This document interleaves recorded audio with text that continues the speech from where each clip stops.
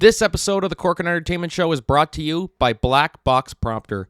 Are you a musician tired of being tethered to your tablet or music stand?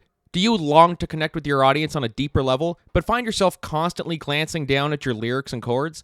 Then I highly recommend Black Box Prompter, the smart and stealthy lyrics and chords teleprompter designed to liberate musicians from the stage clutter. This innovative device is perfect for bands, hobbyists jamming out in the garage, touring pros rocking arenas, and even houses of worship looking to elevate their services. It discreetly displays your lyrics and chords, allowing you to maintain eye contact with your audience, adding an extra layer of authenticity and connection to your performance.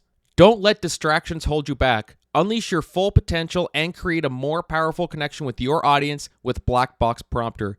Click the link in our episode description and use the promo code Corcoran at checkout for 10% off your purchase. Black Box Prompter, the smart teleprompter built for musicians by musicians. Hey, what's going on, everybody? Welcome to the Corcoran Entertainment Show. I am your host, Franky Corcoran. Before we start the show today, I normally like to do, just before the show starts, just a little plug for some events that are going on in the city this week, whether it's our show or it's another one that's going on. And I wanted to give a quick little plug for the next Character Matters Miramichi play that's happening this weekend.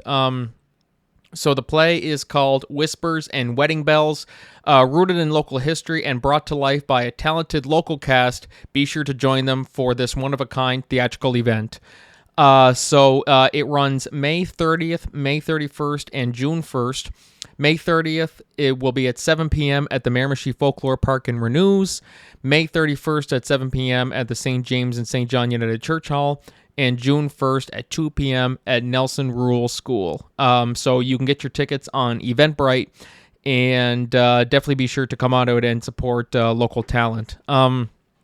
So yeah, just want to give it a little plug for them. They also got a great podcast too, by the way, Character Matters, the Tell Me a Story podcast. So definitely be sure to check that out if you're into history stories and podcasts and all that. Sean and Tom have a great podcast out there. So yeah, there's a little plug for that. I got no events to plug this weekend for myself, so definitely wanted to make sure that we promote a lot of the other amazing talent that we have in the city. So, and speaking of talent, my guest today, very excited to have her on here.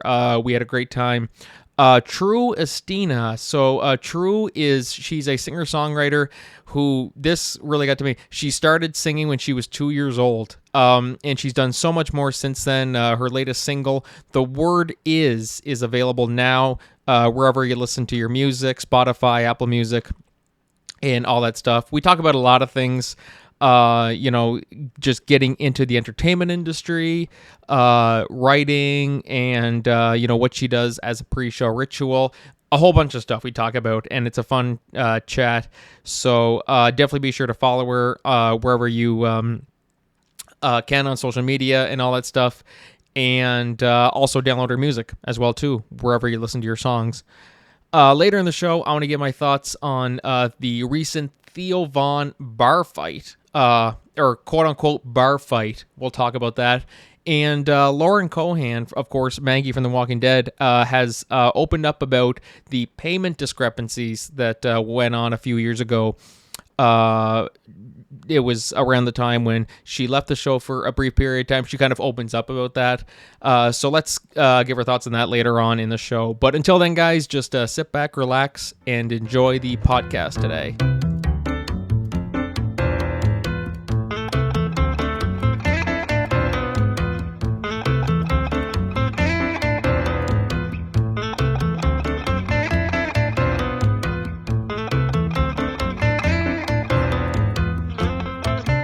All right. Hey, what's going on, everybody? Welcome back to the Corcoran Entertainment Show. I'm your host, Franky Corcoran, and today I'm joined by a singer-songwriter who, from what I've heard, started her career from when she was 2 years old, which not many people can say, but we're talking to someone who has done just that. True Istina. True, how are you doing? I'm doing great. How are you? Good. So you started when you were 2 years old. That's like literally, if you look up True Istina, That's the word everywhere. Oh, she started when she was 2 years old. She started when she was two. That's crazy. How does that happen? Like, how did you kind of start with it? Well, I definitely grew up around music. I was a dancer, I was a singer, I was acting. I always loved, the arts. That was always my thing. And with my family, I used to sing all the time. I mean, we were that family who would sing Christmas carols around the piano or, around the fireplace and stuff. We were just that kind of family. And we'd even go to like nursing homes and go sing for them. So, yeah, I definitely grew up around music. And I think that's why I started at such a young age.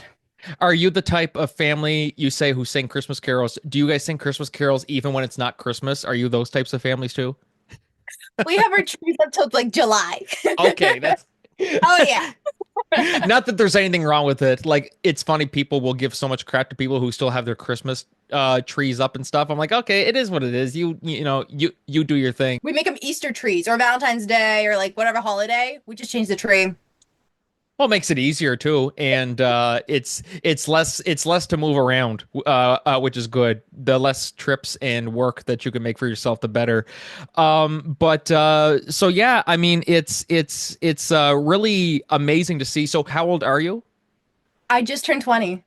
Which is amazing that you've done all the stuff here. I mean, like, I'm kind of just going to go through. You won gold and silver world championship of performing arts, which amassed to thousands of streams and views.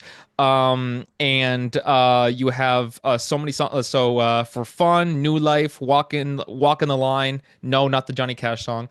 Fantasy, and then now your latest single is The Word Is, and you've done all of this when you're 20 years old. And just it's insane to think about. Does it ever really resonate with you, and just think, like, seeing how far you've come, and with all these views and stuff, and people streaming your music, does it feel kind of not real in some ways? You're like, how is this real life, you know? Oh, absolutely. Especially when I see like comments or like kids will come up to me and like say they love my music or they watch my music videos. I'm like, me? Really? Little me? Like you're actually watching me? That's crazy. Especially when I got like 40,000 on my first music video. I'm just like, oh my gosh, people actually like my songs. Like, this is amazing. But I was not expecting it because I was really nervous to put out all of my own music because I'd never done it before. And it was so scary. But I loved the feedback I got. And I was so happy I was helping people with my music. That's the best. Yeah, art is, some might say, oh, we're just making art. It's not like we're out saving people from burning buildings. We're not saving people's lives in surgery. We're not doing stuff like that. But when you look at it, art is like, whether it's music, movies, theater, whatever the case may be, art helps people in so many ways that it's also very difficult whenever you're kind of saying to people, so like, oh, so what do you do? Oh, I do music, or I do this, I do that, because it's not typically the, people are so used to the, oh, I'm a nurse, or I'm a doctor, or I'm a construction worker, or whatever. When you're pursuing music and stuff, do you ever have people who will kind of think of that and go like, why are you choosing music? Like, and did you have any trepidations as well in pursuing that path? Ooh, that's a loaded question. And yes to both of those. I was definitely one of those kids who like grew up, doing like sports and like doing music and kind of just trying different things. But it was always the arts that were something I was drawn to. It was something I loved. It was something I connected with, something that made me feel whole. And my songs were a completely different story. I was a singer, I was an actor, I was a dancer, but I was never a songwriter. Like I have like tiny little like really bad songs on like my gateway computer that are like so old and so bad. But that was just for me. And it was when I started really writing to like, understand myself and resonate with what I was going through and to figure out why I was feeling a certain way, that's when I realized that this music was more. My songs were something that were bigger than just being an artist. They were more important than that. They were something that really helped me get out of a dark place, and that's why I wanted to release them. But I've definitely had those times, especially right before that. And honestly, that's why I started songwriting, where I'm like, I should go for something more practical. I should go for a career that's more sustainable, something that I know I'm going to get a paycheck every day, like, something like that, because it's scary sometimes, especially, with so many artists and so many singers, and everybody wants to do, this kind of career, which is crazy that I have it. I'm like so grateful. But, a lot of people are like, it's unethical to try to go for something like this because it's not normal. And I did have those times where I'm like, maybe I should go for something that's more practical. But my songwriting is really what helped me feel, no, this is my calling. More than just doing the arts, that my songs are the reason why I'm in the arts. Are you the type of writer as well when you, because you're talking about seeing your first songs and stuff like that, that you're, oh God, I'm so embarrassed by that, or like, oh my God, they were so bad. But do you find it good to still showcase that to people, even if you don't think they're good? I always say it's good. Like I look back at my first, 50 or so podcast episodes where I'm like, oh my God, the audio was so bad and everything compared to where it's gotten. And I'm like, am I just going to delete the episodes? I'm like, no, I think it's good for people who are starting a podcast or want to start a podcast to look at where someone like me started versus where it is now. And the same applies to like songwriting and stuff, or some people do it with books where they're like, I just want my first book to be hidden from shelves because I don't want people to see because it's so embarrassing. Did you ever feel that way with your songs, or were you kind of in the same mindset of as me, where it's this can help people? I felt both ways actually. When I first started songwriting, I mean, all the songs on my first album, like For Fun was my first single. That was the first song I really wrote that like I loved, but it was not one I was going to share with anyone. It was just for me. And it was when people started seeing like I had this song, or like it just started like kind of spreading around like my friend group and stuff. They're like, we really love this song. I'm like, really? Are you sure? Because I'm like, this is not that good. There's no way it's any good. And it was like that was the moment I'm just like, but it really did help me. That song helped me, and that's what helped me overcome it. And even now, like social media, I am a perfectionist, I'll be honest. So it's very hard for me to post like, singing clips of me. I'm like, I'm gonna be better next week. I'll be better in 2 months. Like I should do it later. But I'm like, no, I gotta do it now because I gotta show people like, how we grow and change, that you gotta start somewhere. No, exactly. And it's so funny. The being a perfectionist is so um it's funny because to us we put so much thought onto things that people don't think about, like artists. I work with musicians where they mess up a note midway through a song. I'm like, that was amazing. They're like, no, no, that sucked. You notice I missed that thing there? I'm like, no, I didn't know. And I think that's just part of the, as artists, we're the only ones who know that we messed up, but just in our mind, it's always just like, God, they're all gonna think the same way I am, or maybe they noticed it, maybe they didn't. Like your head just goes in so many different directions. I mean, doing this, it's funny to just think about everything you've done, and you're only 20, which is just crazy to think about. It's almost like we're reflecting on 50 years of work, like your Dolly Parton or something like that. We're like, I did this in the 90s, I did this in the 80s, and it's just like, yeah, I did this 5 years ago. It's like, what the fuck, like that, how does that happen? So how would you compare yourself to like where you started versus where you are now, confidence wise, content wise, writing wise, and like how have you improved the craft really? I think that I definitely say that like with my career, I'm like I'm creating confidence. Even in myself. Like me as a songwriter versus me as a person, I'm still a little bit shy. I'm still like very introverted unto myself. So the songwriting side of me is more like everything I want to tell people, like everything I want to be honest about and be raw about and real about. But I'm still getting there. I'm still learning to be open with people in my life, and I'm still learning to be, real with them and be really raw and, share those vulnerable parts. So my songs are definitely what show that part. So I'm working on that inside, but the songwriting side of me has been definitely evolved. I mean, I've been through a lot, especially since I started writing. I mean, my mom was diagnosed with stage 4 cancer a couple years ago after I'd started this whole journey, and it changed a lot. changed my perspective, it changed my priorities, it built me as a person, but also it made things a little bit slower.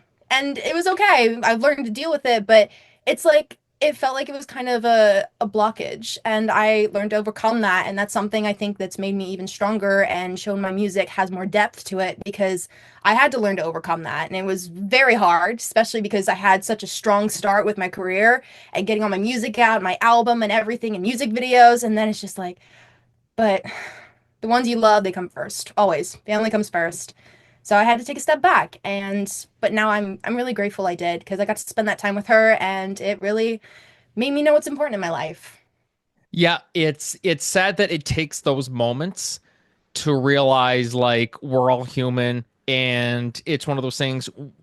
The people we love could just not wake up tomorrow, or they could go for a drive somewhere and we never see it. Like it's just it's something you don't want to think about, but you see it happen to somebody else and you're like, God, that could happen to my parent, that could happen to my sibling, that could happen to my best friend. Like and so that's when you kind of take stock of what's important, of maybe I shouldn't work so much, maybe I shouldn't you know, those old sayings of don't sweat the small stuff, enjoy every sandwich, and all that stuff. And you know, it's a shame that sometimes it takes something like that, like something as serious as, you know, a cancer diagnosis, to for us to see that.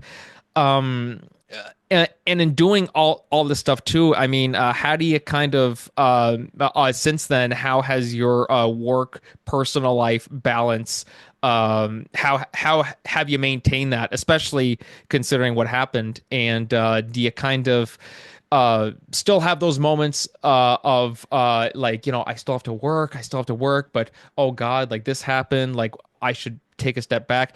Are you still kind of balancing it out? Are there moments where you're still struggling to, like, how do you maintain it?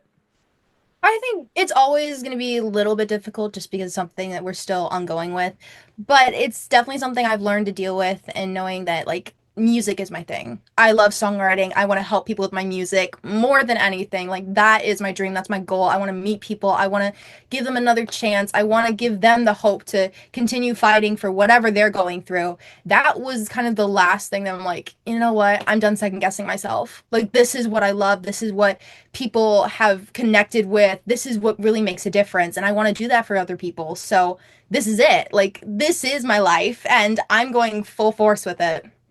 That's good. I really, really love that. And the fact that you have that mindset when you're 20 is a lot. I know, like, people will always go to the age, oh, you're young, you're in the, but there's people who are in their 30s who don't have that mindset. There's people in their 40s who don't have that mindset. So the earlier you can get that, the better.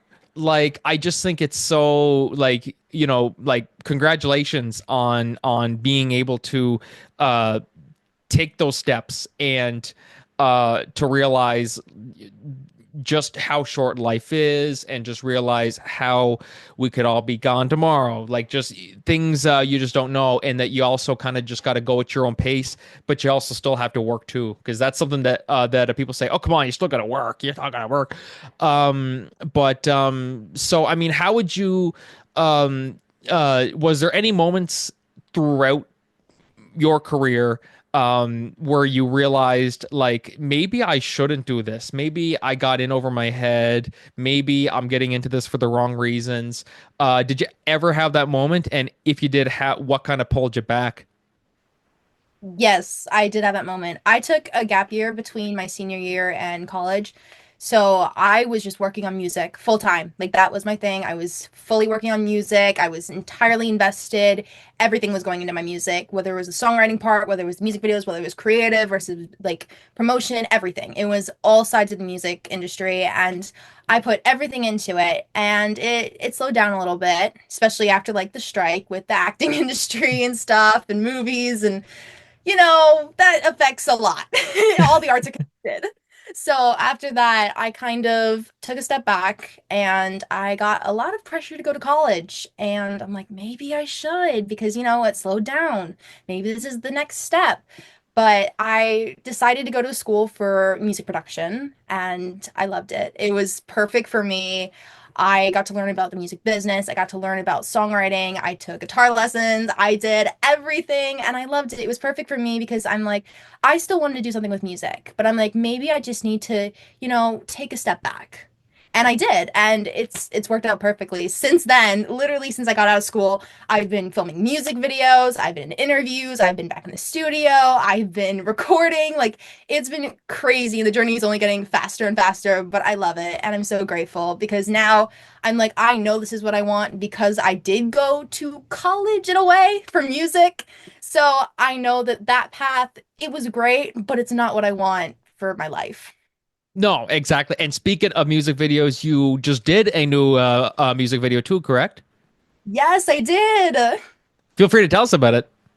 Yes. Okay. So my new song is called The Word Is. And this song has been in the works for 2 years, which is crazy. But I love this song so much. And I just wanted to really, show this new side of me and my new style and like my growth as a songwriter and everything, my storytelling. So this song was really important to me as like, almost like a comeback in a way. Like I've changed so much since my first releases that, I really wanted to showcase that. So I'm so proud of this project. I was involved with every bit of it from creative to colors to wardrobe to locations to my actors to everything. And I loved all of it because it really showed my story and what the song was about, as well as I have a short film coming out that tells more of the story of The Word Is. Hey, isn't that something? Wow, that's so fantastic. And it's great to like it's funny when you have so many ideas and it's always like how do you kind of figure that out of like I have so many ideas for the song or for a song or for a music video, but I can only choose one. So it's almost like you're a casting director and you have to cast somebody and 25 people audition or more than that and you're like I need to choose one. And the same thing with a song ideas, like how do you decide which one really, like how do you narrow it down, I guess, when you have so many ideas, whether it's a music video or a song, how do you choose one? Like what process is it? Well, for this music video specifically, you're totally right. There was lots of different ideas. There were a lot thrown around. There was a lot of different storylines, different colors, different feelings to them. But when I came up with this concept for this music video, it just the feeling was right. I'm like, this is it. And I just kept going with it. I'm like, we got to record this. We got to film this. We got to get actors. Let's do this. Because it just felt right. The timing felt right. The feeling of the music video felt right. The story felt right. And I'm like, this is it. I'm like, I knew from the bottom of my heart. I'm like, the other ones, they're great. They're beautiful. They were like super fun pieces, lots of different colors, actors, dancers, all of it. But this one, I'm like, this is heartfelt. This is the one. And I just knew it.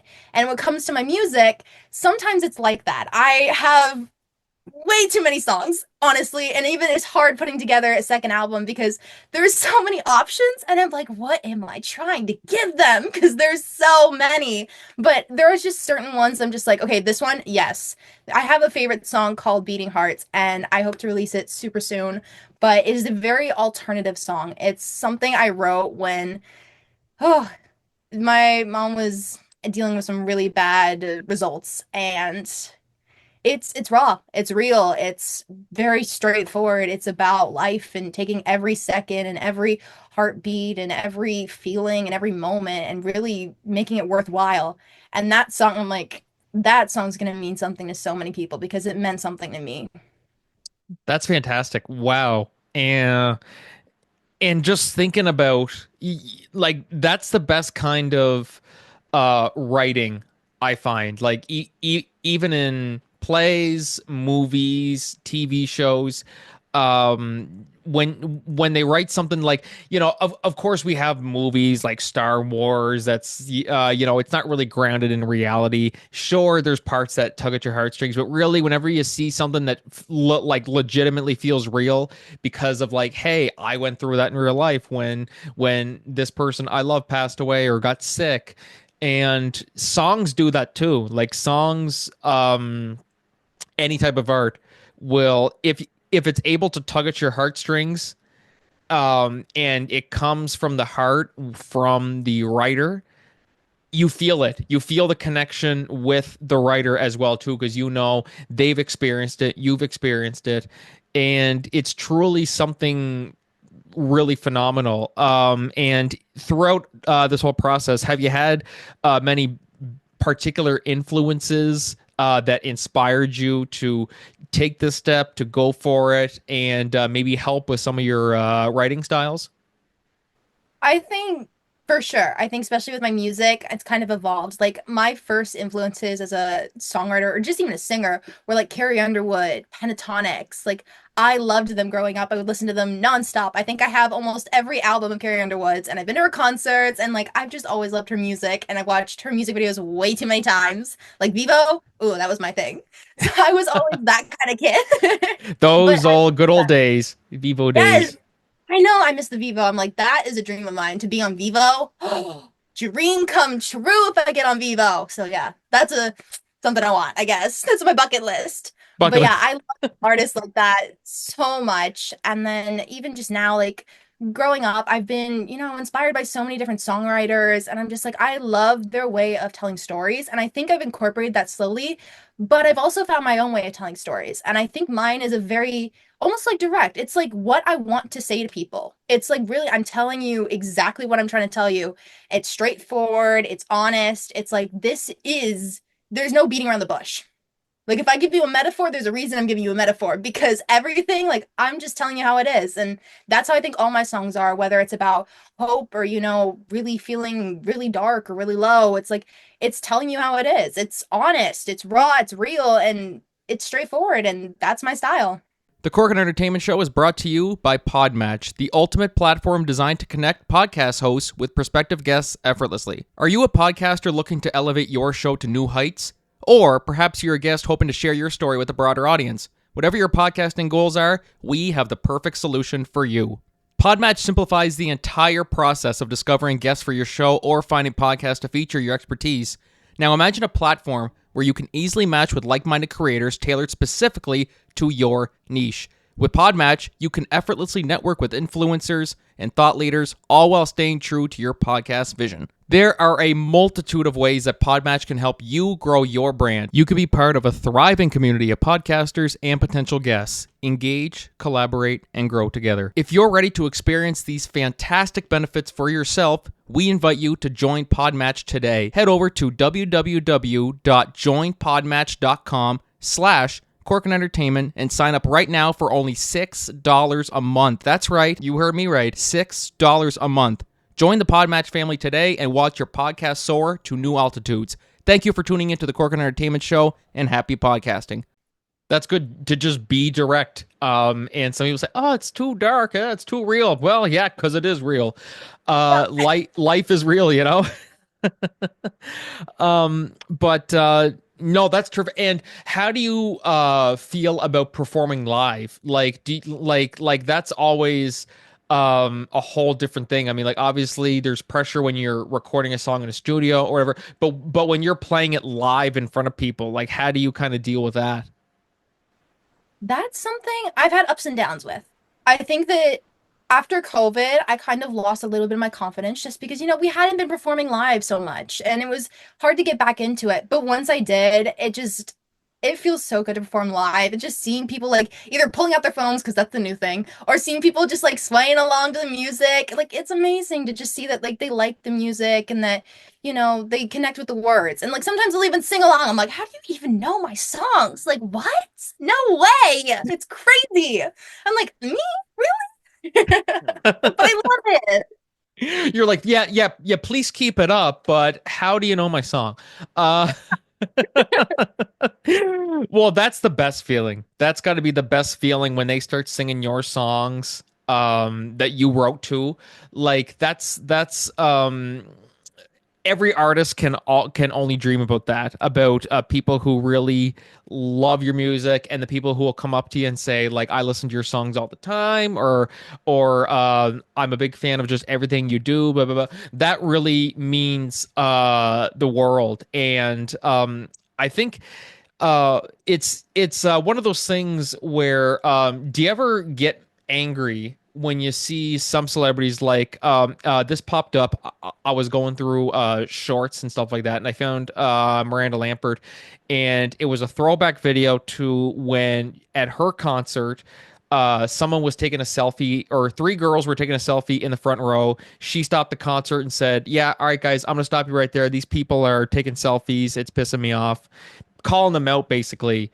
Um, but it's funny. It was like 2 years ago. It just popped up in my shorts a few days ago, and it's just one of those things where, like, how do you not let that type of fame go to your head? Like, what's like how what do you see as important, as the most important, when you're in that type of position? I mean, someone like Miranda Lambert, I mean, these fans pay her bills. These fans, like, they're the reason she has a career. You know, it's okay, like, let them do the selfie. Like, it's kind of, I don't see what the big deal was. I mean, like, what's the one thing that you thought of maybe, like, if this blows up, if I get famous or whatever it is, what's the one thing that you said, I can't be this or I can't do that? I think on the flip side is like because I'm in this industry and I've met a lot of people like more famous than me or anything like that, is that a lot of people forget that they're human. And like we have good and bad days and stuff like that. And like I said, there is definitely a level of respect that you just give to every human being, whether you're an artist, whether you're not, whether you're a superstar, like you just give a level of respect. But people have good and bad days, and that's another thing is like we're human. And to be smiling all the time, like I bet you it's not real. I know like we love it when, artists are like smiling and like happy to see their fans, but people go through really bad days, or you don't know what's going on with their lives, or what just happened in their families. And we just don't always think about that because we're like, we just see them as glitz and glam. And sometimes we have to remember that there's a human underneath that. No, so you guys can't see it because it's audio, but true, Istina, she's been smiling the whole interview. So deep down, she's probably thinking, "Why the fuck did I sign up to do this podcast?" Exactly. Exactly. The human underneath.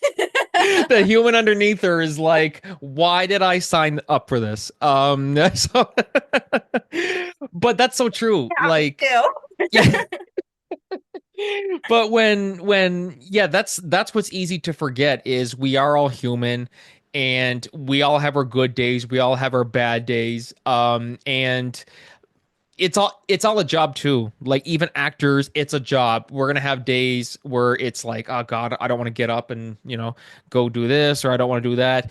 Do you ever have those days as a performer where you're like, oh crap, I have a concert tonight? Like, have you ever had that happen to you? I've had those days where like my throat will hurt like in the morning. I'm like, oh no, I have a performance tonight. Oh great, what do I do? So like I'll try like to drink tea and like make sure like I get as ready as I can.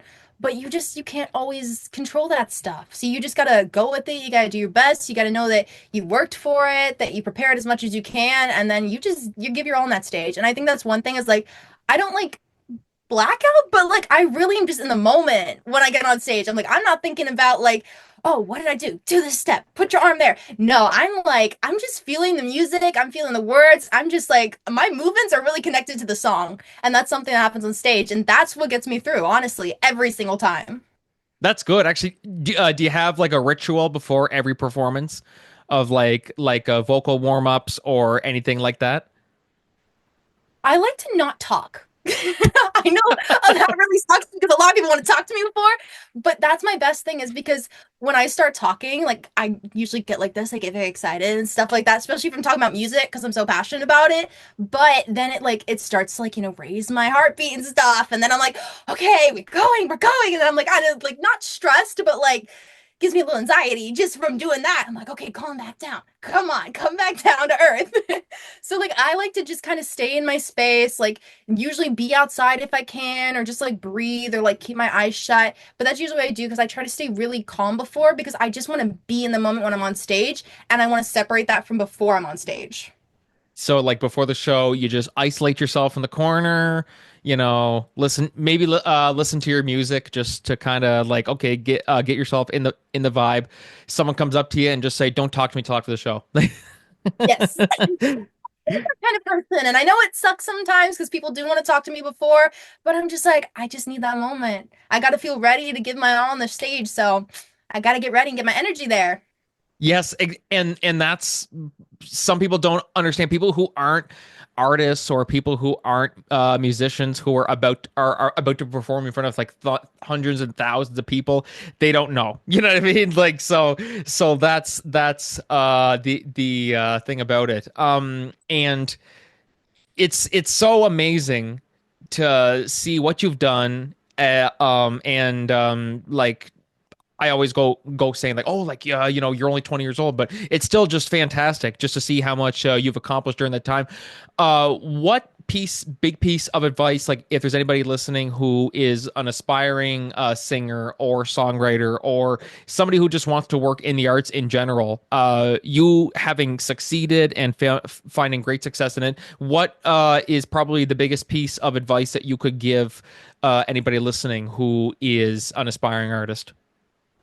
Anyone who's an aspiring artist. Ooh, okay. I think just believe in yourself, honestly. Even on those days when you're like, no, I'm crap. This is terrible. Like, this is awful. What is this song? This doesn't make any sense. Like, even on those days, the next day could be like, this is the one.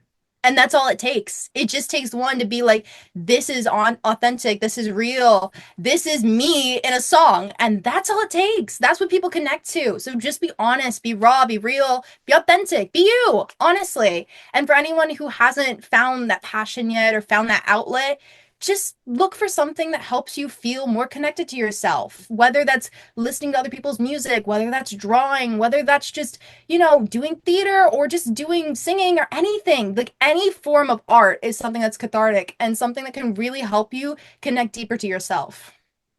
That's really good, actually. That's a that was very well put.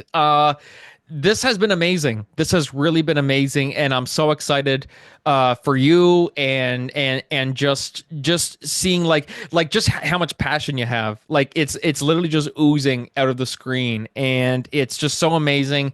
And I'm so proud of you too, just to see everything that you've accomplished. Thank you so much, True Istina, for coming on today, and just best of luck, really, in everything you do, and taking the time in your busy schedule. I know life as a musician, you're all over the place, but taking the time to come down and chat, it's amazing. So thank you again for coming on.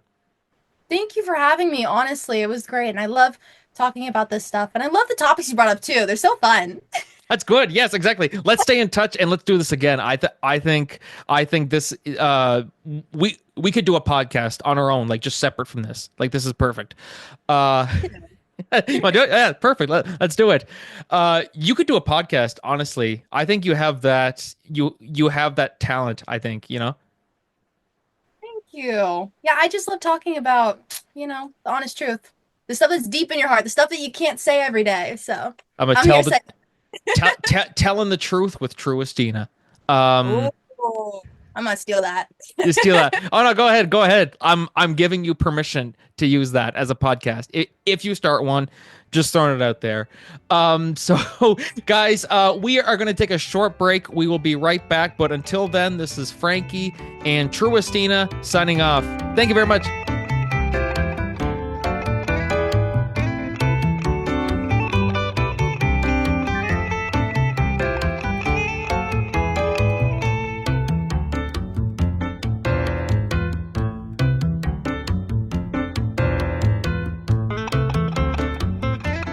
Hey everybody, what's going on? Welcome back to the Corkin Entertainment Show. That was me and True Istina. Thank you very much, True, for coming on. And guys, be sure to download her latest single, The Word Is, and also follow her on social media and all that stuff. So thank you again, True, for coming on the show today. So moving on to our solo segments today. The first one I wanted to talk about is Theo Von. So Theo Von, for those of you guys who don't know who he is, of course, I mean, he's pretty famous. Stand-up comedian, podcaster. He hosts the This Past Weekend with Theo Von. Great podcast. Definitely recommend it for anybody. I'm sure everybody has listened to it, but great. He's a great podcaster. I really, really enjoy his show. I haven't really seen much of his comedy. I'm more so into his podcast. He's one of like the biggest podcasters in the game right now. And it's just crazy. I think, if I'm not mistaken, it was last year he topped the Spotify charts or something like that. Like he was like the fifth most listened podcast or something like that, but fantastic, and well deserved. But he ran into a little bit of trouble, maybe not trouble, I would say more so controversy. And so what happened basically is, so this comes from TMZ. Theo Von grabs fan by throat at Nashville bar. Now, this is just important to keep in mind for anybody who hasn't seen this. I'm sure everybody's seen something to do with this. But basically, out of context, it sounds bad. When you look at what actually happened, it's not really as bad as it seems to be. So basically, the article from TMZ, which is very hit or miss. TMZ is comedian Theo Von was in no laughing mood when he grabbed a fan by the throat at a Nashville bar earlier this month, and we have the disturbing altercation on video. Now, yeah, here's the first thing about TMZ that they're saying that I just think it's kind of dumb. Altercation, like, come on. It wasn't really, I mean, were their hands laid? Yes, but it's just funny how they make it out to seem like Theo Von picked the guy up and he beat him to a pulp and stuff like that. That's just how they're spinning it. But anyways, and that's how lots of people are. Oh, Theo Von did this, and he hurt the guy, and blah blah blah. So check it out. A man holding some birthday balloons goes up to Theo, but doesn't back down after a quick back and forth, clearly antagonizing him. Theo looks like he just wants to be left alone, and just seconds into the video, you see him wrap his right hand around the man's neck and firmly push him back. That this past weekend podcast host stares the victim, who is clearly shocked by being manhandled, down and gives him a piece of his mind before the video cuts off. However, a source with direct knowledge tells us the guy with the balloons was with a group of people who had repeatedly harassed the comedian. We're told they continued antagonizing Theo and used threatening language, saying that they were going to screw with him on camera. Now, that right there isn't on record. We don't know for sure if that's what happened, because you go on Reddit, and the guy who got quote unquote choked by Theo Von, he put out a video just basically explaining his side of the story. And I guess he's a full-time musician in Nashville, and so he just performed, and he it was his birthday, I guess, too, and he wanted to do birthday shots or something like that with Theo. And so he was kind of like, I don't want to interrupt him because he's talking with his friends and this and that. So he then approaches him from behind, starts kind of talking to him, hey, you know this, and Theo was clearly not interested in it. Like, you go watch the video, Theo is clearly, he wants nothing to do with it. He's just trying to mind his own business. And then it gets to a point where the guy just keeps on, in his face, asking him for shots or whatever he was asking for. Theo just got annoyed, grabbed him by the throat, and pushed him away.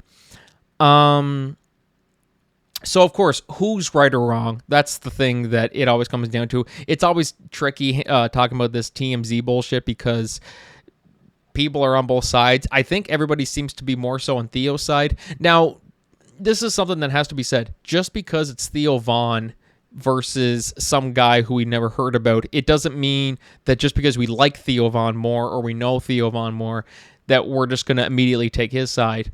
I've been open with people who I don't like in terms of celebrities, like Morgan Wallen. I love his music. I don't think what he did with throwing a chair and stuff like that was good, so I'm not defending it. But I'm on Theo's side with this one here. Because, like, look, here's the thing. People have now. The guy who was approaching him, the guy who got quote unquote choked by him, he I don't think he was doing it to antagonize him. That was just the impression that I got from him. And so that was just so whether he was he was a fan. He wanted to, it was his birthday. He wanted to do birthday shots or whatever it was he was gonna do with him. And Theo clearly was just the guy should have took a hint. The guy should have took a hint that Theo just did not want to talk to him. He didn't want to do whatever he was offering. Like, and that's just one of those things. He's a person too, and I feel like this guy thinks that just because Theo Von is a big celebrity that they can just go up to them and ask all this stuff and it's okay. To me, that's why I'm more so on Theo's side. Now, could Theo Von have reacted better to that? Absolutely, he could have. He could have just said, dude, like, get the fuck out of my face or something like that. Now, that's not really nice, I guess I could say. But, I mean, saying that is better than pushing him. So, I think he could have just turned to him and just said, dude, I don't care. Get the fuck away from me or something like that. And this probably wouldn't be as big of a deal as it is right now. Because he laid hands on the dude, that's where things have gotten kind of, I wouldn't say messy, but they've gotten a bit more, hands were laid. So, whether he hurt him or whatever, the guy started talking about in his video too about he just had surgery or something like that, and he's like, thankfully my vocal cords are still okay, and blah, blah, blah, blah. So we don't know that. I know that there's some people commenting on his post and saying, "Oh, what a baby!" Blah blah blah blah blah. I don't know the guy. Like, I don't want to say anything about him, but I just think social cues. He should have read the room and just said, "Okay, Theo clearly doesn't want to be involved. I'm just not going to bother him." And he just kept on doing it and doing it, doing it. In my opinion, I don't think he was purposely trying to antagonize him. I think it was just he was excited. He saw him. He was just blah, blah, blah, like come and do these shots with me or whatever. Theo was just like no, and he kept on getting in his face, and he pushed him away. So from what I can read, nobody was antagonized, but TMZ is saying that the reports that they continued to antagonize him. That right there isn't confirmed. So, anyways, that's my thoughts on that. I don't normally talk about TMZ type stuff. Oh, this person did this or this person did that. Just because, especially when it's real people. If it's a movie or a fictional story type thing, then absolutely, because it's not real. But because it's real, and I don't know any of these people in real life, I'm just going by what's in front of me. So that's all I'm going off of. Definitely, though, be sure to let me know. Was Theo Von in the right or the wrong? Be sure to let me know your thoughts on that. So our second and final topic today is going to be talking about The Walking Dead again. So a few weeks ago, I did, of course, the review of Dead City Season 2. And so far, the season's going really good. I like it a lot. At the time of this recording, I've only seen the first 3. So I'm really, really enjoying it. It was a spinoff that I didn't think I was ever going to like. But here we are, and I like it a lot. Just fingers crossed that it can keep going up from here. But I just read this article from Collider, basically. So they're talking about Lauren Cohan. So basically, just to kind of recap here, Lauren Cohan, who of course plays Maggie in The Walking Dead and The Walking Dead Dead City. It was season 9. That she had left the same time that Andrew Lincoln left, of course, Rick, at around the same time that he left. And the reason why she left was because she got offered a job or a role on a Whiskey Cavalier. So she went off and did that show, and there were some reports about a contract dispute, payments, salaries and all this stuff, asking for more money. Well, because her contract was up, so when she was renegotiating, she wanted more money, so she was kind of on par, because I guess she wasn't getting as much as like Norman Reedus or Andrew Lincoln or Denai Guerrero, so she wanted to be up there with them, and understandably so, she should be. So because of that, she negotiated to do, I think, 6 episodes of season 9, and then she took off to do Whiskey Cavalier, which ended up getting canceled. She came back to The Walking Dead at the end of season 10, and then, of course, we got her for the rest of that show, and we have her in Dead City. So it's kind of funny. So as soon as she came back, it's almost like that they just kind of swept that under the rug in a way. Maybe not per se, but like they never really talked about that again, which I mean, that's something that you never want. Anything to do with actors' salaries and people asking for more money, that's something generally that people don't want out there. Like I know for actors, it's one of those types of things, like, you know, us just talking with Theo Vaughn. When you really think about it, like people who are famous, yes, they are people too, but there are going to be people out there who have no lives, who are going to go and they're going to look into their lives and their bank accounts and their statements and their tax returns and all that stuff. So when you're in the public eye, like Lauren Cohan is, that's bound to get out there. So she was kind of reflecting on it in an interview, talking about Dead City Season 2, and she reflects on the payment discrepancies. So the article from Collider here says, so while appearing on an installment of Collider's Ladies' Night with Perry Nemiroff, Cohan got candid about what drove her to branch out from the safety of The Walking Dead and try some new projects despite being unsure of what the future held. What may catch some off guard is that the actress refers to this period of her life as such a great time as she fully embraced the unknown and stayed true to herself, standing in her power and recognizing her worth as not just an actress, but as a member of the show's impressive ensemble. And so the quote that she had here is, it's weird because there's sometimes ways I let things slide or I'll laugh along with something. Even now, I'm like, why did you do that? That wasn't cool. It's not even that I don't want to rock the boat. It's just that I don't want to fucking give it the time of day. I think a lot of the time it's picking your battles in moments that are not consequential. But for some reason, I was not afraid and not uncomfortable in that at all, because I knew what I had given to the show, and I was at a point where I was like, this is absurd, and I left. My contract was up, and I think everybody just said, oh, no, it's fine. She'll come back, or she'll stay, or whatever. And I thought, no, I'm going to go and just see what happens.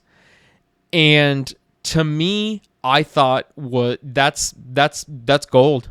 That's really, really good, because I always say this saying. This is something that I've heard from Robert Meyer Burnett. He's a online film pundit, and he always says this in his videos and stuff. It's not showbiz, or sorry, it's not show friends, it's showbiz.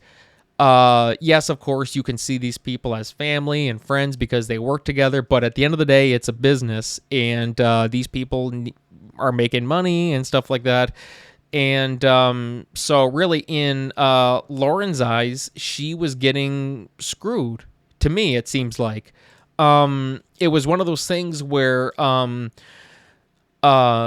so because she had given so much to the show, the producers at AMC were just basically like, okay, yeah, it's fine. We don't have to pay her because, yeah, she's going to come back. Like, you know what I mean? Like she'll be back, or she'll end up staying on, or whatever. And so, but basically she just said, okay, if that's how you want to play it, then that's how we're going to play it. Like, here's my fucking trap card. And so she left, and I applaud her for that. I really, really do. And it's funny when people will always go back to this things of, oh, come on, they already make so much money and this and that, blah blah blah blah. True, but that's life as an actor, you know, because I mean, yes, you're getting paid all this money that people would kill for, but she knows her worth. And if she looks around and she sees all the other people, like people who she's almost like equal to, like a Denai Guerrero or a Melissa McBride or a Jeffrey D. Morgan, and she wants to be equal to them. Now, I don't think Jeffrey D. Morgan makes more than her. Like, if I had to guess on the show who would make more than her, I think what I read was that Andrew Lincoln, Norman Reedus, and Denai Guerrero all made the same, while she didn't. And to me, it's like, come on. Like, she's been in the show longer than Denai Guerrero has. She's been more important to the story than Denai Guerrero. She deserves to have equal pay. And because AMC didn't want to do that, they thought they had her kind of by they thought it was like, don't worry, she'll be back, don't worry about it. And she basically just said, fuck you, I'm done. And I love that. I think that's fantastic. And so then she goes on to say, when I left the show because we were at an impasse, I got 13 offers to lead my own show. And I don't say that to gloat. I just say that because it gave me faith.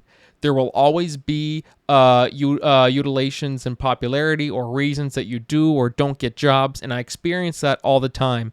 But it was a great moment because I went and I met so many amazing creators and producers and writers that I was so excited to go do stuff with. And I felt so invigorated. It was twofold too because I knew I'd done the show for a long time and I knew it was healthy for me to go do something else. And that's great too because in a way, I'm sure she probably felt like I wouldn't want to leave them and this and that. And I'm sure it got to the point when they didn't want to pay her anymore, or not pay her anymore, but pay her what she wanted. She's just like, you know what? I got all these other offers coming to me. That's more money. That's exactly what I want. Why am I here then? You know what I mean? Like, why am I here? And I'm very impressed by, like, you know, she stuck to her guns and she just basically didn't let AMC kind of, you know, win that one. You know what I mean? So I think that's absolutely fantastic. And I kind of want to just give my thoughts on that because I know people will see it from a audience perspective and just think, oh, come on, just make your money, do your thing. No, she's given so much and all she wants is just fair compensation to me. That's what she wants. That's what she deserves. And, you know, it'd be the same deal if you're working a job where you've been there longer than this other person and they're making way more than you, even though, you know, your job is technically supposed to pay more. You know what I mean? Like, I'm probably kind of butchering that analogy, but that's the same principle. Like, it's just not fair, and you would be pretty pissed off. You'd probably be in the same position that she is. So anyways, that's my thoughts on that. I really wanted to just kind of go through that article and just say that is terrific. And sometimes, guys, you just got to stick to your guns. Like, you know your worth more than what you're getting and what they're willing to give you. And if they're not willing to match that, then, you know, you're well within your right to take off. And but it's great the fact that she has continued to come back to play Maggie. And I'm excited to see, you know, what goes on from here. But she didn't leave. It didn't seem like with any bad blood because, of course, she came back, you know, the next season. So, yeah, that was terrific. And it's a great lesson for anybody pursuing acting is to eventually know your worth. Don't get an ego or anything. Like, that's one thing too, where she's just like, I'm not saying this stuff to gloat that I got all these offers and stuff like that, but it's just like, why would I stay here and make this amount of money when I could be making this amount of money?